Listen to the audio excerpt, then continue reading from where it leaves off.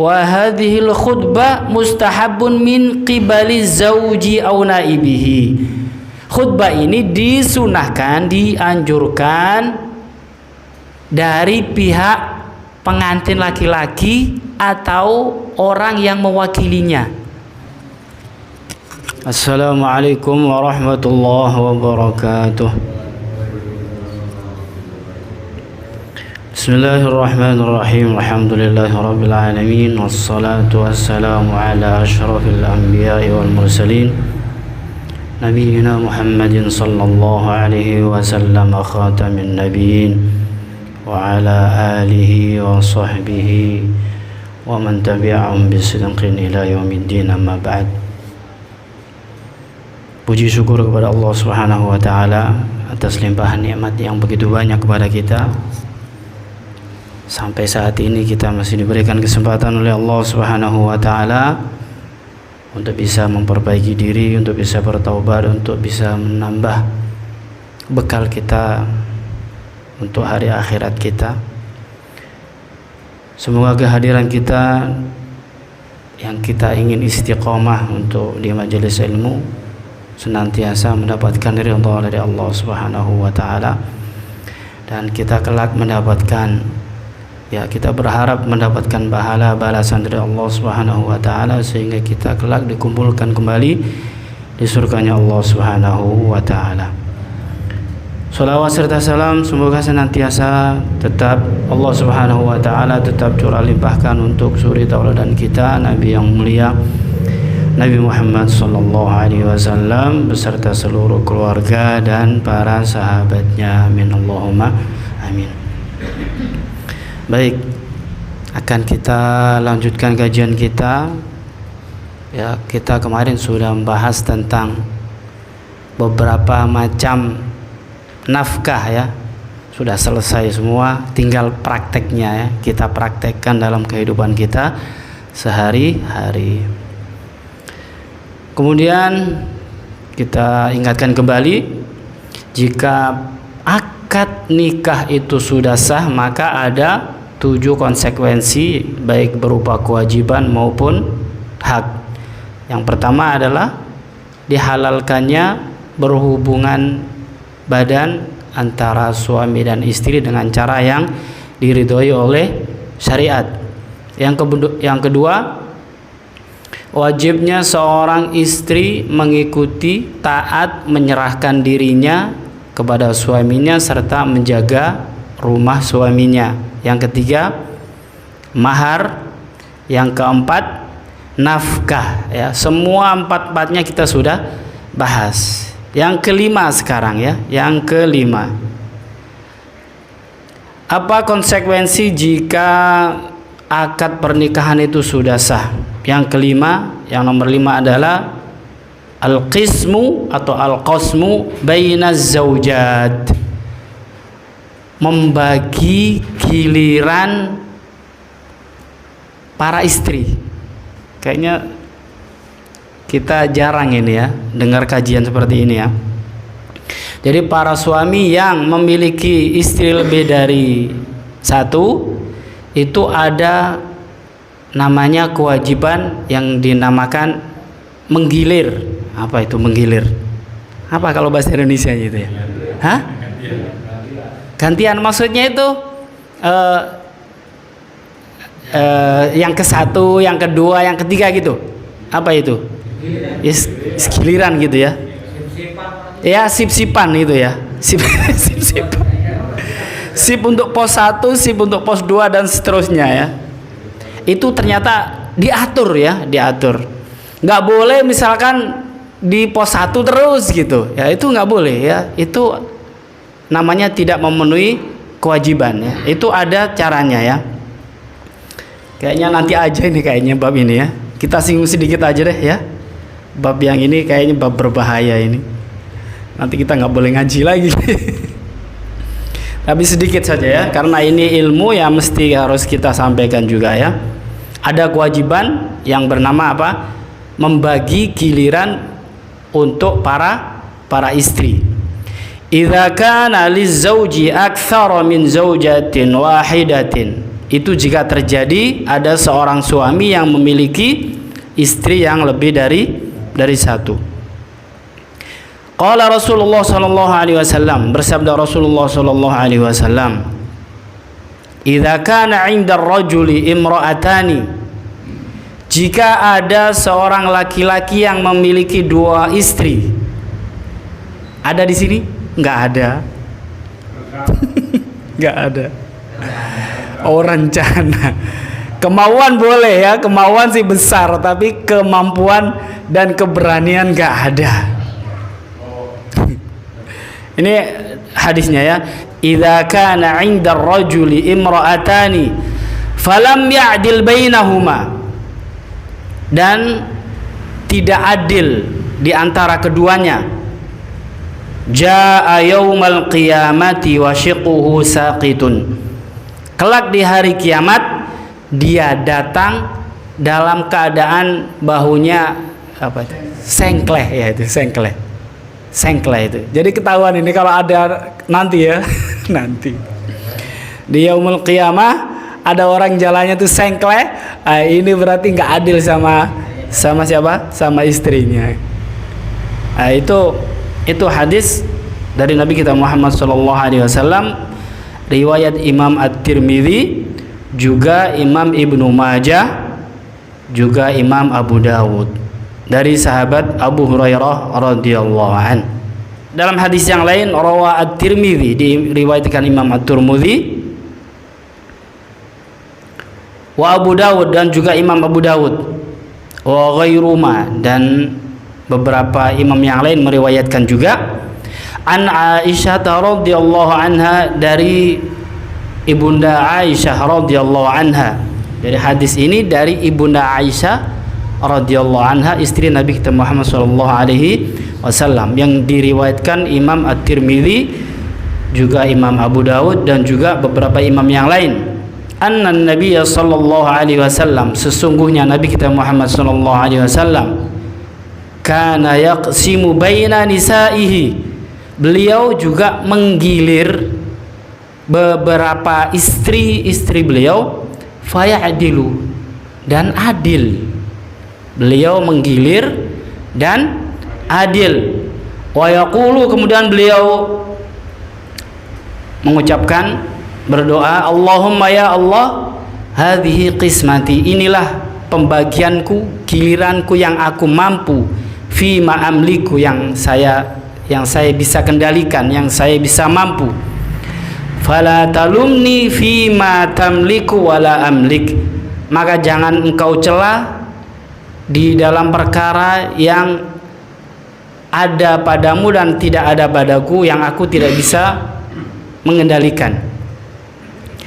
Ini maksud dari hadis ini adalah hadhihi qismati, ada kata-kata hadhihi qismati, ya Allah, hadhihi qismati, inilah pembagianku, ai fil mabiti wan nafaqah, maksudnya adalah pembagian dalam mabit, itu menginap, nginep ya, wan nafaqah, dan nafkah. Nah, ini harus apa? Harus adil. Ini kewajiban bagi seorang suami yang istrinya lebih dari satu, adil dalam apa? Menggilir istri-istrinya dan memberikan nafkah. Fala talumni fi ma tamliku wala amlik, ai fil hubbi wal mawaddah. Maksudnya adalah janganlah engkau mencela sesuatu yang sifatnya itu apa itu, cinta sama kasih sayang. Ini menunjukkan bahwa masalah cinta dan kasih sayang itu tidak wajib harus sama, tidak wajib harus sama, tapi tetap berusaha untuk memberikan yang sesuai ya, yang sesuai. Karena masalah cinta, hasrat, birahi, syahwat dan segala macamnya itu nggak bisa dikontrol oleh diri kita gitu ya. Sesuatu yang di luar kemampuan kita. Kadang misalkan ke pos 1 misalkan ya, pos 1 yang sudah sedikit keriput gitu ya, hasratnya apa? Kurang ya. Dan ketika di jadwal ya, di shift yang pos keempat misalkan, itu yang masih muda, yang masih kenceng gitu, hasrat timbul itu di luar kendali ya, di luar apa? Di luar kendali. Namun demikian tetap berupaya agar apa, tidak sampai istilahnya pilih kasih gitu ya. Tapi kalau seandainya itu timbul dengan sendirinya yang di luar kekuasaan kita, itu kita mohon ampun kepada Allah Subhanahu wa taala, dan itu tidak ada dosa. Tidak ada dosa. Yang penting misalkan punya empat ya. Sehari di sini, sehari di sini, sehari di sini, sehari di sini, begitu seterusnya bergiliran. Yang penting adil dalam gilirannya. Waktunya di pos 1 ya di pos 1. Pos 2 ya di pos 2. Terus begitu seterusnya ya. Seandainya pas di pos 1 misalkan gairahnya kurang gitu dibandingkan dengan pos yang 4, lah itu perkara yang manusiawi,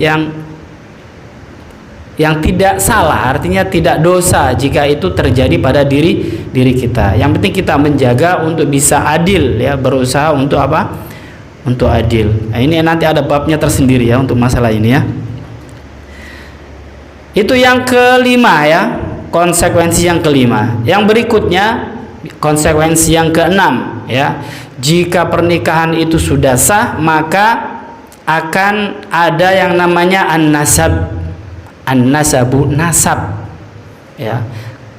Kalau pernikahannya sudah sah maka dia berhak untuk apa, memiliki nasab terhadap anak-anaknya, memiliki nasab kepada ayahnya.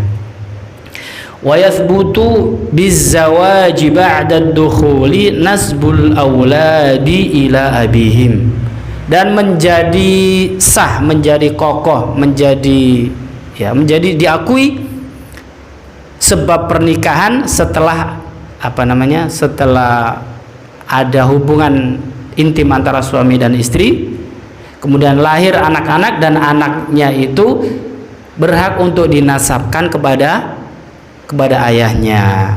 Itu jika ada pernikahan.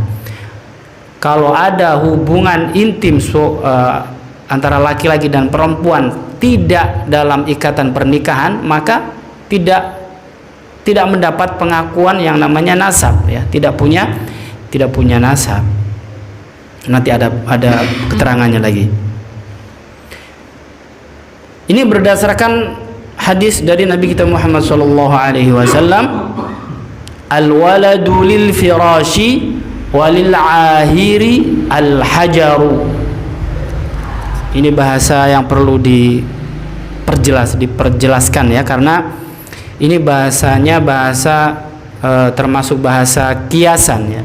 Al-walad yang arti pasnya, arti perharfiannya, al-waladu itu anak, lil firashi itu kepunyaan kasur, tempat tidur. Maksudnya adalah al-waladu lil firashi, anak itu adalah kepunyaan laki-laki yang memiliki kasur itu, artinya sang suami yang resmi.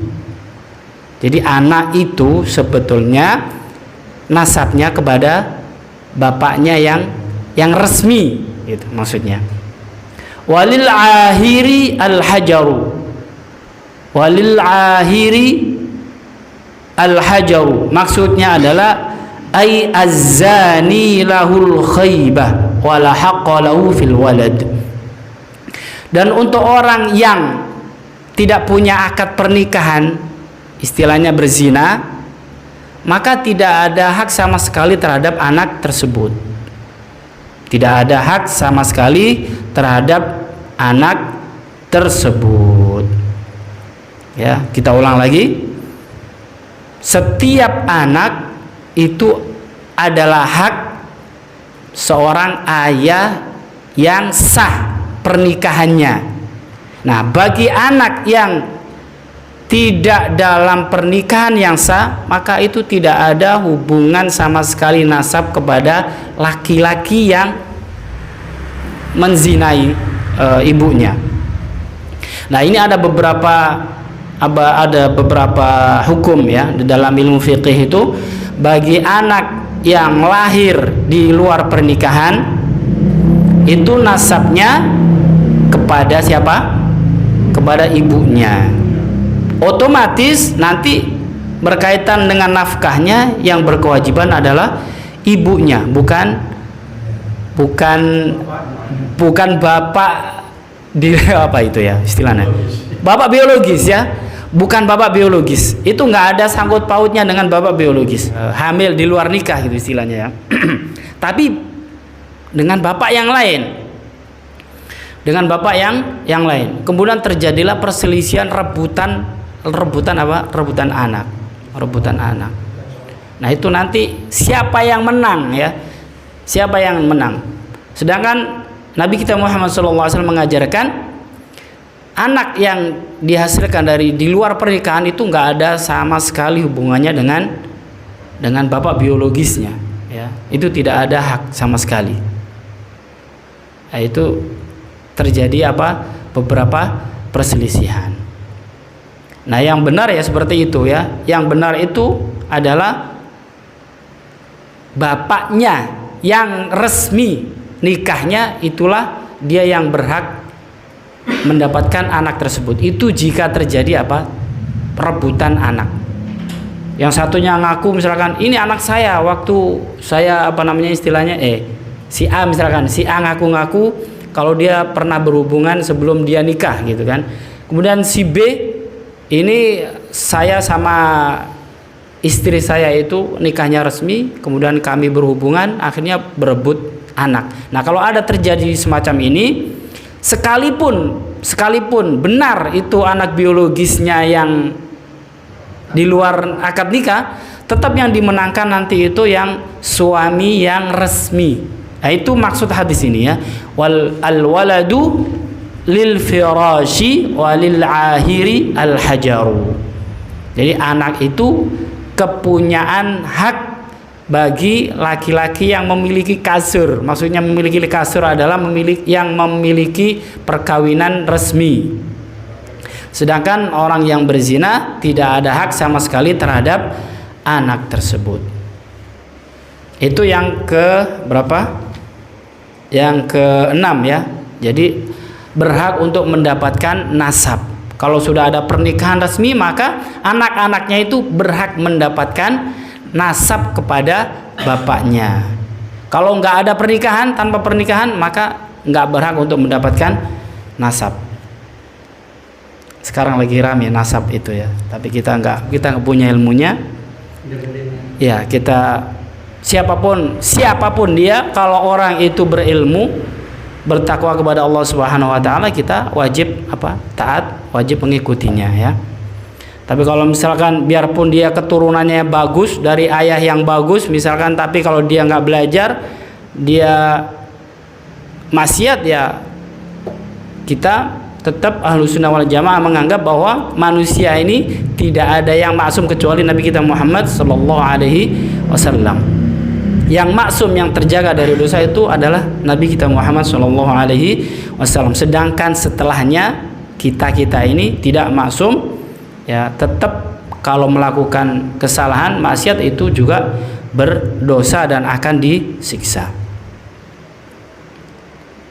Yang ketujuh, yang ketujuh ini ya, kalau pernikahannya sah, maka at-tawaruthu baina zawjaini, akan terjadi yang namanya at-tawaruth, saling mewarisi, baina zawjaini, antara suami dan istri. Kalau istrinya meninggal, sang suami berhak mendapatkan warisan hartanya istrinya. Kalau sang suaminya meninggal, sang istrinya juga punya hak waris atas harta yang ditinggalkan suaminya, bisyurutihil ma'rufah, dengan beberapa syarat yang sudah maklum, yang sudah diketahui fi babil irthi, di dalam bab ilmu tentang waris. Insyaallah kita akan belajar nanti ke sana ya. Qala Allah Ta'ala, berdasarkan firman Allah Subhanahu wa Ta'ala, at-tawaruth ini dikuatkan dengan ayat Al-Quran surat An-Nisa ayat 12 ya. Sebagaimana Allah berfirman, walakum nisfu ma taraka azwajukum illam yakul lahunna walad fa in kana lahunna waladun falakumur rubu'u mimma tarakna min ba'di wasiyatin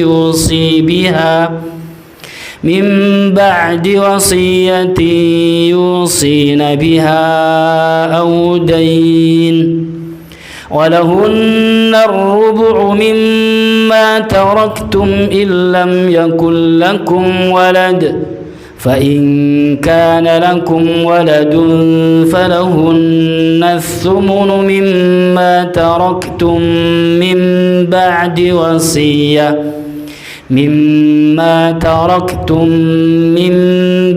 وصية توصون بها أو دين.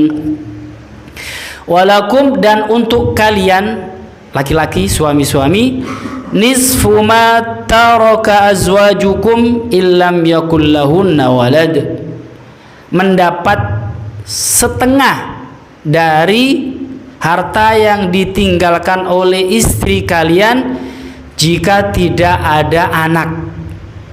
Laki-laki kita, para suami, kalau istri meninggal, istrinya punya banyak harta dan istrinya nggak punya anak, kita para suami dapat separuh. Banyak juga ya, banyak ya. Dapat separuh kalau istrinya nggak punya anak. Fa in kana lahunna waladun falakumur rubu'u mimma tarakna min ba'di wasiyati yusina biha aw dain. Kalau istri yang meninggal tadi itu punya anak, maka yang didapat sang suami seperempat dari harta yang ditinggalkan, dan itu semua setelah ditunaikan hutang-hutang dan wasiatnya. Kalau sang istri tadi punya wasiat atau punya hutang, dibayarin dulu tuh hutang-hutangnya sama wasiatnya ya. Setelah itu kelebihannya diparuh ya, separuh untuk sang suami jika nggak ada anak. Tapi kalau ada anak, sang suami kebagiannya berapa? Seperempat. Itu sang suami. Walahunna rubu'u mimma taraktum illam yakul lakum walad. Dan bagi mereka para istri, kalau suaminya meninggal, kalau kita meninggal, istri kita mendapatkan seperempat dari harta yang kita tinggalkan kalau kita nggak punya anak. Ya, kalau kita nggak punya anak, istri berhak untuk mendapatkan seperempat.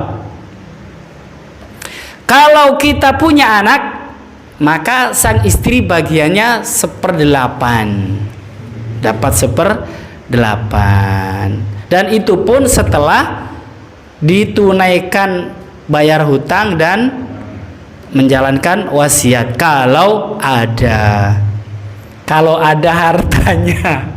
Kalau nggak ada hartanya, apa yang mau dibagi ya? Ya itu ya, 7-7-nya kita sudah terangkan, alhamdulillah rabbil alamin. Jadi ada 7 perkara yang penting ya dalam pernikahan jika akad nikahnya sudah sah ya. Kemudian ini ada beberapa kesunahan dalam akad nikah. Nah, ini penting ya. Kalau akad nikah itu ada beberapa kesunahannya. Ada 5 perkara yang bisa kita lakukan, yang disunahkan ketika terjadi akad nikah. Wali aqdi zawaji sunanun yustahabbul ityanu biha ta'ziman li hadzal aqd. Ada beberapa kesunahan yang bisa kita lakukan, yang bisa kita tunaikan untuk apa ya? Mengagungkan, untuk memuliakan akad nikah ini. Akad nikah ini mulia ya. Makanya apa? Kita agungkan, kita muliakan. Nah, dengan menjalankan beberapa kesunahannya. Wa idharon lahu, dan akad nikah ini juga kesunahan-kesunahan ini untuk apa? Untuk mendzohirkan, untuk menampakkan kalau ini itu akad nikah gitu, bukan yang lain ya, khusus ya.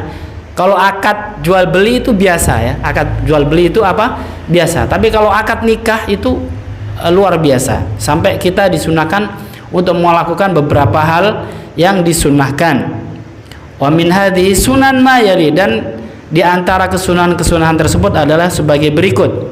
Yang pertama, al khutbatu qubaila aqdiz zawaj.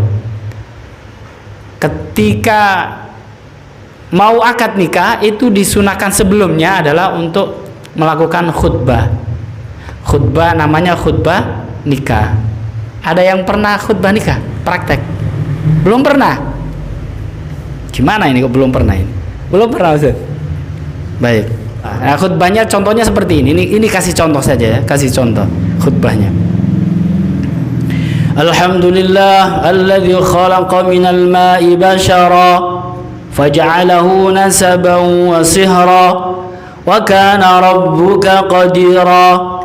وأشهد أن لا إله إلا الله وحده لا شريك له وأشهد أن محمدا عبده ورسوله اللهم صل وسلم على سيدنا محمد أفضل الخلق والورى وعلى آله وصحبه صلاة وسلاما كثيرا أما بعد فيا أيها الحاضرون أوصيكم ونفسي بتقوى الله فقد فاز المتقون قال الله تعالى يا أيها الذين آمنوا اتقوا الله حق تقاته ولا تموتن إلا وأنتم مسلمون واعلموا أن النكاح سنة من سنن رسول الله صلى الله عليه وسلم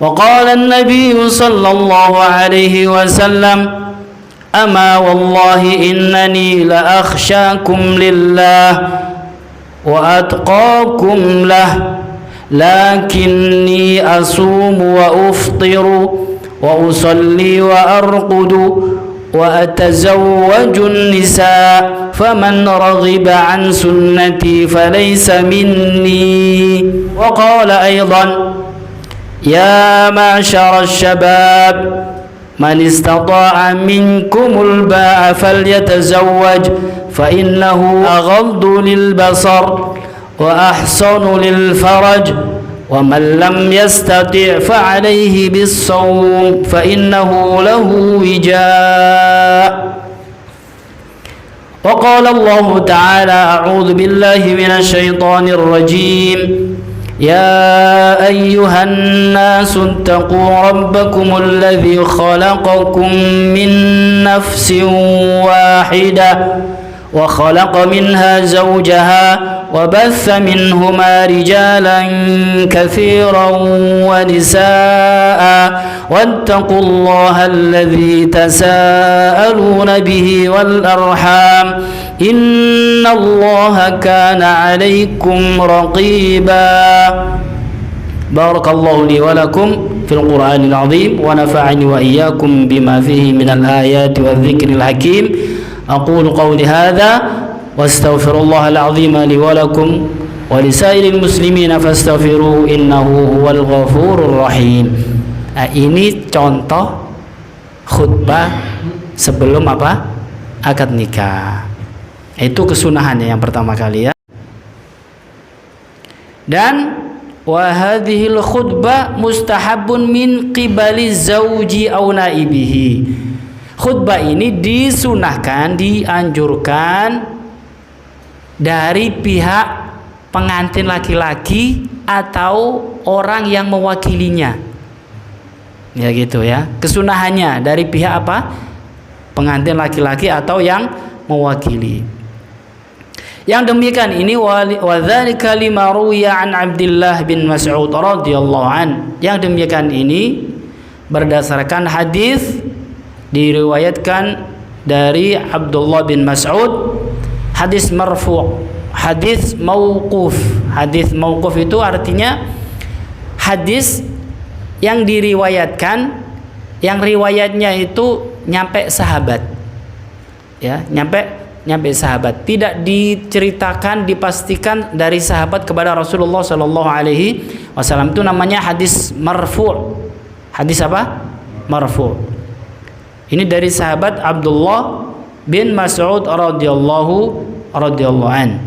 Isinya, idza arada ahadukum an yakhtuba li hajatin min nikahin wa ghairihi falyaqul ila akhir al-hadis. Wa qad marra fi bahth al-khitbah farji ilaihi hunak. Ini hadisnya pernah kita sampaikan waktu di bab lamaran, ya. Isinya seperti ini. Innal hamdalillah nahmaduhu wa nasta'inuhu wa nastaghfiruh, dan seterusnya sampai, ya, di antara contohnya khutbah yang kita bacakan tadi itu. Itu sunnahnya apa? Khutbah sebelum akad nikah. Kemudian kesunahan yang kedua, ad-du'a'u lizzaujaini, mendoakan untuk kedua pengantin. Itu kesunahan yang kedua. Setelah yang pertama khutbah sebelum akad nikah, kemudian setelah akad nikah kita disunahkan untuk mendoakan buat pengantin, baik laki-laki maupun perempuan. Dan doanya sangat terkenal, ya, kita sering mendengarkan doanya, barakallahu laka wa baraka alaika wa jama'a bainakuma fil khair. Barakallah, semoga Allah Subhanahu wa taala memberikan keberkahan kepadamu dalam kemudahan. Barakallahu laka wa baraka alaika, dan semoga Allah Subhanahu wa taala memberikan keberkahan buatmu dalam kesulitan. Ya, berarti baik dalam kemudahan maupun kesulitan, mudah-mudahan Allah Subhanahu wa taala selalu memberikan apa? Keberkahan. Wa jama'a bainakuma fil khair, dan Allah Subhanahu wa taala mudah-mudahan selalu mengumpulkan kalian dalam apa? Kebaikan, keberkahan, dalam kemudahan, dalam rezeki dan segala macamnya. Termasuk adalah berupa dikaruniai berupa seorang anak keturunan. Nah, itu kita disunahkan untuk mendoakan buat pengantin seperti itu. Yang ketiga, kesunahan yang ketiga adalah i'lanu aqdiz zawad. I'lanu aqdiz zawad, mengumumkan akad pernikahannya, diumumkan. Wa idharul farhi fihi, dan menampakkan kebahagiaan, bidor biduf, dengan cara bisa, ya, berupa memukul apa itu? Ini apa ini namanya? Bang Dani, apa ini namanya? Ya, itu rebana, ya, rebana. Nah, itu ada dasarnya, ya. Ketika ada pernikahan tuh kan biasa kita tuh pakai apa itu? Ya, diarak, ya, kayak gitu. Nah, itu boleh, ya, itu malah dianjurkan, ya, disunahkan untuk memukul apa itu namanya? Rebana. Wa yustahabbu i'lanu aqdiz zawad wa ijtima'un nasi 'alaihi, dan disunahkan untuk mengumumkan akad pernikahannya, ya. Jangan diam-diam baik, ya. Kalau akad pernikahannya disunahkan, dianjurkan untuk mengumumkan. Wajtima'un nasi 'alaihi, dan mengumpulkan beberapa orang. Wa yukrahu israruhu, dan dimakruhkan untuk menyembunyikannya. Ya, akad nikah ini disunahkan untuk apa? Menampakkan, dan dimakruhkan untuk disembunyikan. Ini ibadah khusus ini, ya. Kalau ibadah-ibadah yang lain itu jarang seperti itu, ya. Misalkan kayak sedekah gitu kan, dianjurkan apa? Menyembunyikan. Tapi kalau akad nikah jangan kebalik, ya. Harus apa? Dianjurkan untuk diumumkan, biar tahu gitu, biar tahu.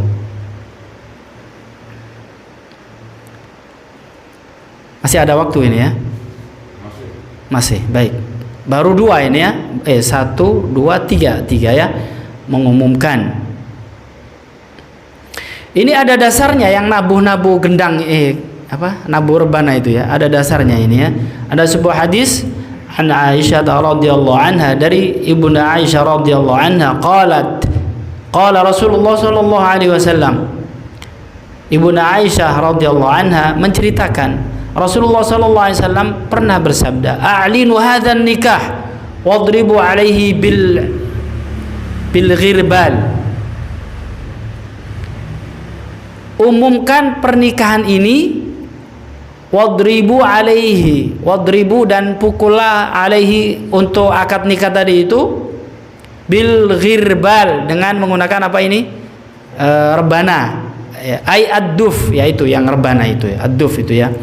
Tapi kalau alat yang lain nggak tahu. Ini di hadisnya itu apa rebana? Bukan apa itu? Ya, bukan trompet atau bukan gitar, bukan yang lain ya, bukan. Ini adalah apa? Rebana ya. Wa rawa at-Tirmidzi, dan diriwayatkan dari Imam at-Tirmidzi juga, wa ghairu, dan selain Imam at-Tirmidzi, anna Nabi sallallahu alaihi wasallam, Nabi kita Muhammad sallallahu alaihi wasallam qala, bersabda, faslu ma bainal harami wal halal ad-duf was saud.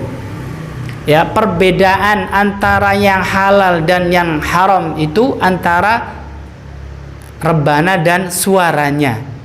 Rebana dan suaranya itu yang menjadi titik tolak ukur ya.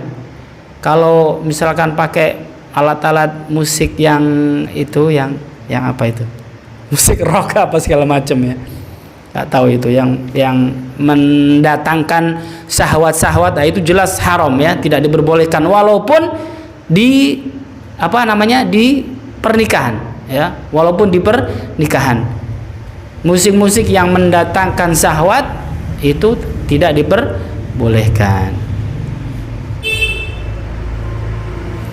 1, 2, 3. Yang keempat, bukan hanya untuk yang pengantin baru, ini bukan pengantin yang lama juga ini ya. Yang keempat, ad-du'a'u 'inda ad-dukhuli 'ala zaujah. Berdoa ketika, Bang Dani belum nyampe ini ya. Ketika berhubungan apa? Ya itulah, apa itu ya? Making love. Baji ngerti nggak making love? Itu ya, berhubungan badan itu ya. Disunahkan, dianjurkan untuk berdoa. Siapa yang tahu doanya? Siapa yang tahu? Ya.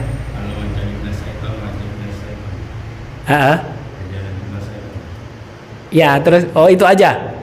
Baik. Ya itu sudah betul. Tapi ada yang lebih lengkapnya lagi. Bagus ya, bagus. Doanya seperti ini ya. Ini dianjurkan oleh Nabi kita Muhammad SAW. Ini mata saya kok kurang kelihatan.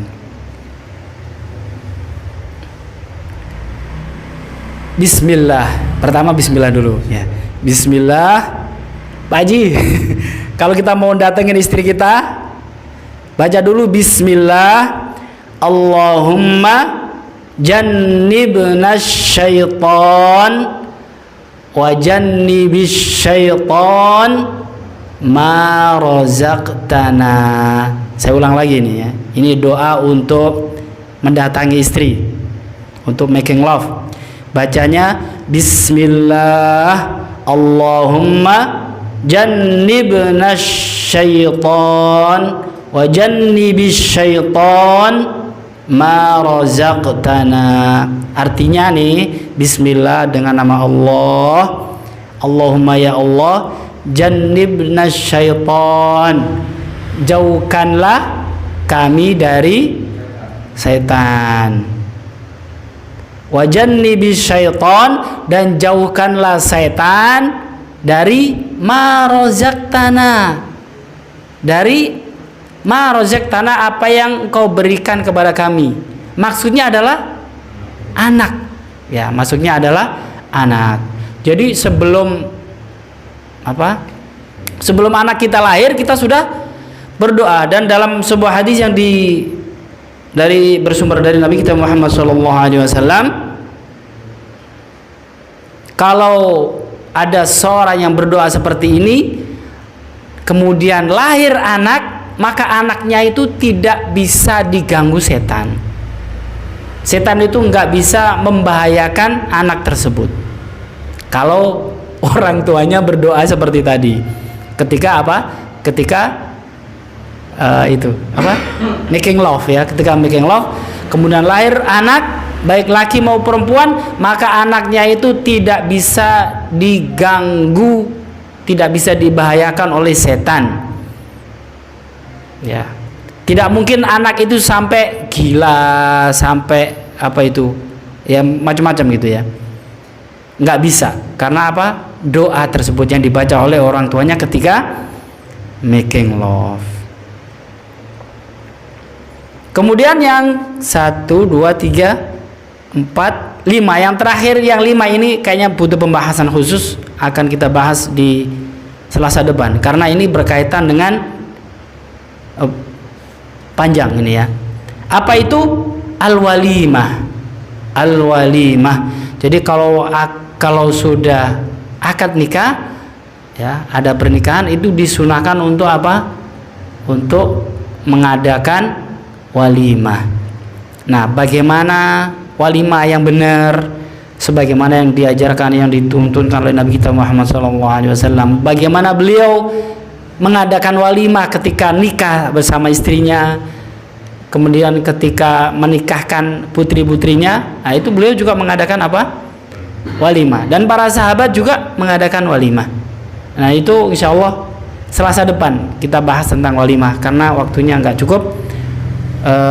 Kesunahan-kesunahan yang tadi yang kita ulang lagi, kesunahan-kesunahan dalam akad pernikahan. Yang pertama adalah khutbah nikah sebelum akad. Kemudian yang kedua, berdoa untuk pengantin ya. Doanya barakallahu laka wa baraka alaika wa jama'a bainakuma fil khair. Kemudian yang ketiga, mengumumkan akad nikahnya, kemudian menampakkan bahagia ya, baik si laki maupun perempuannya ya, semuanya ya yang ada di situ, tampakkan apa? Bahagia. Dan boleh apa? Dan memukul apa? Ya, memukul rebana ya, memukul rebana. Itu yang ketiga. Yang keempat, jangan lupa berdoa ketika mau berhubungan intim. Doanya bismillah, Allahumma jannibna syaitan wa jannibis syaitan ma razaqtana.